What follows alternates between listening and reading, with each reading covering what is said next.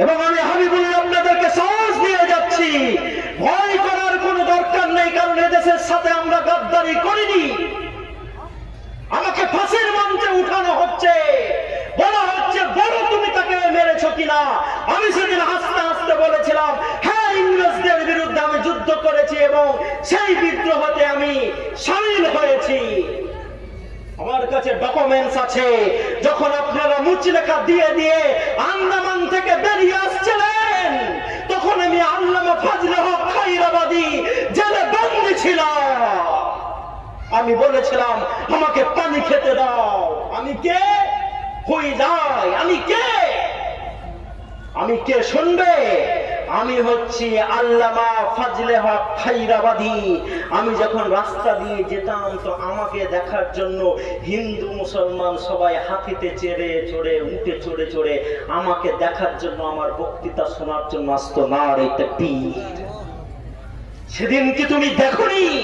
যেদিন আমাকে হাত ধরে পেরিয়ে দিয়ে পায়ে বেড়ে দিয়ে নিয়ে যাচ্ছিল, আমি শুধু বলেছিলাম এই দেশকে আমরা শাসন করেছি এককভাবে 700 বছর, পাট পাট করে 1000 বছর হাতে বেরি পড়েছে, পায়ে বেরি পড়েছে, আমাকে দবানো যাবে না। আমি যখন যাচ্ছি একজন ভদ্র মহিলা বোরখা পরে দাঁড়িয়ে আছে, আমি বুঝতে পারলাম ওটা আমার স্ত্রী। আমি তার পাশে গিয়ে আস্তে করে বলেছিলাম, হয়তো দুনিয়াতে দেখা হবে না, যদি মরে যায় তো জান্নাতে ইনশাআল্লাহ দেখা হবে।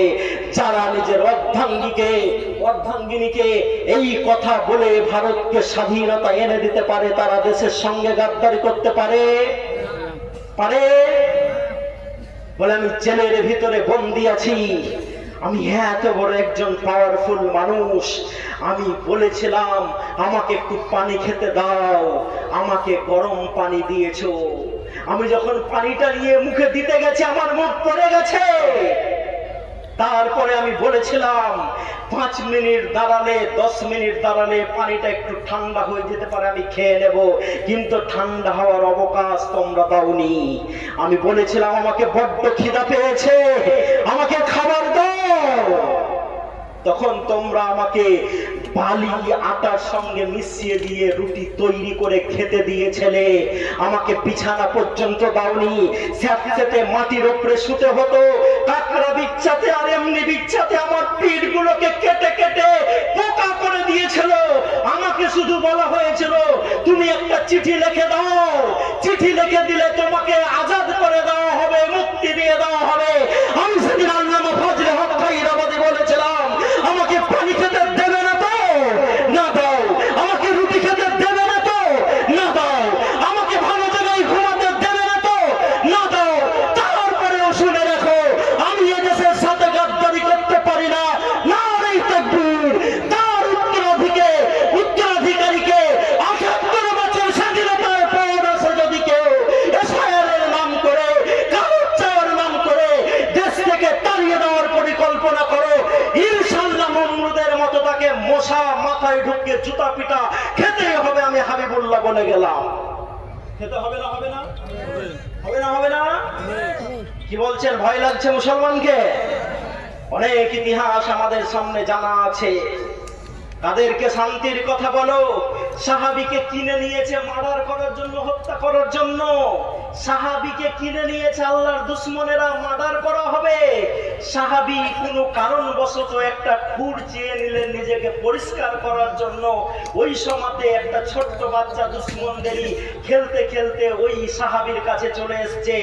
এক হাতে যদি খুর থাকে আর এক হাতে যদি বাচ্চা থাকে, দুশমনের ভয় লাগবে না? লাগবে না? অন্য কেউ যদি হতো কি করত? বাচ্চাটাকে খুর দিয়ে গলাটাকে কেটে জবাই করে দিত, কারণ সে তো জানে যে একটু পরে আমাকে হত্যা করা হবে।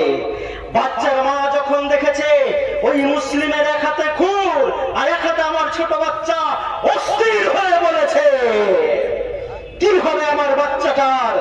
সাহাবী হাসতে হাসতে বলেছেন, সাহাবী হাসতে হাসতে ভয় দিয়ে বলেছেন, আমরা হচ্ছি বিশ্বনবী মুহাম্মদুর রাসূলুল্লাহ সাল্লাল্লাহু আলাইহি সাল্লামের উম্মত, আমরা ছোট বাচ্চার উপরে অত্যাচার করি না, তোমার বাচ্চাকে তুমি ফিরিয়ে নিয়ে চলে যাও। নারে তাকবীর। যারা এই আদর্শ নিয়ে চলে তারা দেশের সঙ্গে গাদ্দারি করতে পারে, দেশের রক্ত ঝরাতে পারে। দিল্লি বিস্ফোরণ কাণ্ড তাদের দ্বারা ঘটানো সম্ভব হতে পারে, কি বলেন আপনারা, পারে? দিল্লি বিস্ফোরণ কাণ্ড ঘটছার সঙ্গে সঙ্গে এখান থেকে 3 জন ডাক্তারকে জিজ্ঞাসাবাদের জন্য ধরা হচ্ছে, এবং তারা দোষী বলার আগে আগে মিডিয়ায় বলে দিচ্ছে যে এরা দোষী। পরক্ষণে ওই 3 জন কি এনআইএ আবার কিলিং চিট দিয়ে বলে দিচ্ছে এরা দোষী নয়। কাকে এই দুঃখের কথা আমি হাবিবুল্লাহ শোনাবো? আপনাকে শোনাতে এসেছি এবং সজাগ করতে এসেছি। আমার বাড়িতে হোমগার্ড রাখার পরে যদি চুরি হয়, হোমগার্ড পাল্টাতে হবে না? হবে না? গোসাইপুরের লোক কি মনে করেন? সভাপতি কি আছেন? আপনি বলেছে বাবা, দাদা আমার সিনিয়র দাদা, আগে থেকে আমার পরিচিত, যখন আমরা পড়তাম তখন আমাদের সেই সময় পরিচয় নাকি। হ্যাঁ, আমিও তো মাদ্রাসার ছাত্র, জামিয়া রহমানে পড়তাম। পড়তে পড়তে বললাম যে শুধু আরবি পড়লে হবে না, বাংলাও পড়তে হবে। তো আমি স্কুলে ভর্তি হতে গেছি, তো আমাকে বলছে ভর্তি নেবো না, তোমার সার্টিফিকেট কোথায়? তো আমি বলছি যে তোমার যেটা ফার্স্ট বই আছে সেটাকে আমার সঙ্গে বসতে দাও, যদি না পারি তো ভর্তি হবো। হ্যাঁ, ভর্তি হলাম। যখন হাই মাদ্রাসা ফাইনাল পরীক্ষা দিচ্ছি, তো আজ পর্যন্ত এই 2-1 বছরে কি হয়েছে জানি না, তখন থেকে নিয়ে 30 বছর পর্যন্ত, মানে যেদিন থেকে তৈরি হয়েছিল, আমার সবার নাম্বার কেউ এখন পর্যন্ত পেয়েছে কি জানি না, তখন পর্যন্ত পাইনি। মানে 2006 সালের কথা বলছি। তারপরে তো কলেজ গেলাম, ইউনিভার্সিটি গেলাম, হ্যান গেলাম, ত্যান গেলাম। তো মুদাসসির সাহেব আমার পূর্ব পরিচিত লোক, ভালো বক্তা, অনেক জায়গায় জালসা করতে যান। তো আপনারা সেই হোমগার্ডটাকে পাল্টাবেন না? পাল্টাবেন। যদি বাড়ি থেকে সবই চুরি হয়ে যায় তো নাইট গার্ড রেখে লাভ আছে? হ্যাঁ, কি পাল্টাবেন? পাল্টাবেন তো? আমার শিক্ষক মশাই কি বলছেন একটু দাঁড়ান না। আমার শ্রদ্ধেয় শিক্ষক, ছোট্ট অবস্থায় পড়েছি, মাওলানা আব্দুল জাব্বারের সামনে, উনি যখন এলেন আমি কি একটা ইম্পর্টেন্ট জিনিস দেখছিলাম, দেখা মাত্র উঠে পিছনে দিয়ে উনাকে সামনে বাড়িয়ে দিলাম। দেখলেন না আপনারা? এতগুলো লোক আসছে, কারোর জন্য আমি উঠে উনাকে জায়গাটা দিলাম না, কিন্তু ওনার জন্য দিয়ে দিলাম, কারণ ওনার কাছে আমি দুবার শিখেছি। তো শিক্ষককে যারা এরকম সম্মান করতে পারে, তারা কারো রক্ত ঝরিয়ে দিতে পারে? তারা বক্তব্য দিয়ে এলাকাকে বিছাতে পারে? পারে না। তাহলে আপনারা নাইট গার্ডটা যদি চুরি হয়ে যায় বাড়ি থেকে চেঞ্জ করবেন তো? করবেন তো? কেন বলছি, আগামী কয়েক মাস পরেই ভোট, আর ওই ভোট খুব ভাবনা চিন্তা করে আপনাদেরকে দিতে হবে। তো যারা বলেছিল নোটবন্দি হয়ে গেলে দেশ সন্ত্রাসবাদীদের মাজা ভেঙে যায়, তাদের কাছে আমাদের প্রশ্ন, 2025 সালে পহেলগাঁওয়ে যখন হামলা করা হয় তখন দেশের প্রধানমন্ত্রী হচ্ছে নরেন্দ্র মোদী। কে? এবার কথা আপনাদের বলতে হবে। এই তো দাদুরা বলেছে, বলেন না গো, আপনাদের আবার ভয় কি? জেলে গেলে নরেন্দ্র মোদী। তারপর পুলওয়ামা বিস্ফোরণ যখন ঘটছে 2019 সালে, প্রধানমন্ত্রী নরেন্দ্র মোদী। 2017 সালে যখন অমরনাথ হামলা হচ্ছে তখন প্রধানমন্ত্রী নরেন্দ্র মোদী।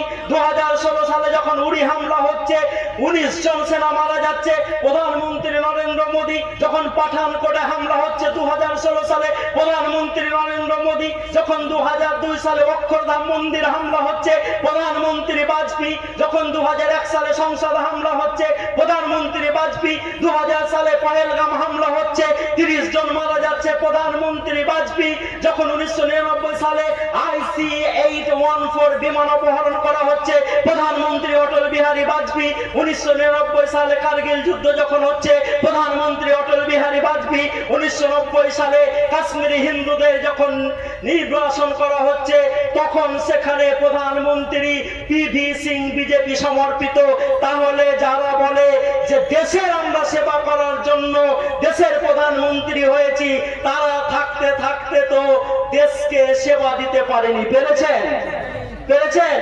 তো যদি না পারেন তাহলে এই হোমগার্ডটা আমাদের পাল্টানোর দরকার আছে না নাই?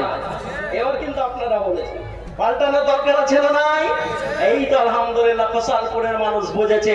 আসুন আমাদেরকে মুখ খুলতে হবে, কারণ কুনতুম খায়রা উম্মাত উখরিজাত লিন-নাস তা'মুরুনা বিল মারুফ ওয়া তানহাউনা আনিল মুনকার। আসুন ভাইরা আমার, এই মাদ্রাসাগুলোকে আমাদেরকে বাঁচাতে হবে। অনেক কথা আমার বলার ছিল, কিছুই কথা বলতে পারলাম না। কারণ এই জন্য বলতে পারলাম না, যদি আপনারা জালসা শুনতে চান তাহলে মনে হয় আগামী ডিসেম্বরের 7 তারিখ অর্জুনপুরে বড় জালসা আছে, ইনশাআল্লাহ দেখা সেখানে হবে, অনেক তথ্য নিয়ে আপনাদেরকে আলোচনা শোনানো হবে। আপনাদের কাছে আমি পরিশেষে যে এই কথাটি বলেছি, এই ইয়াতিমখানা মাদ্রাসাকে তো আমরা বাঁচাবো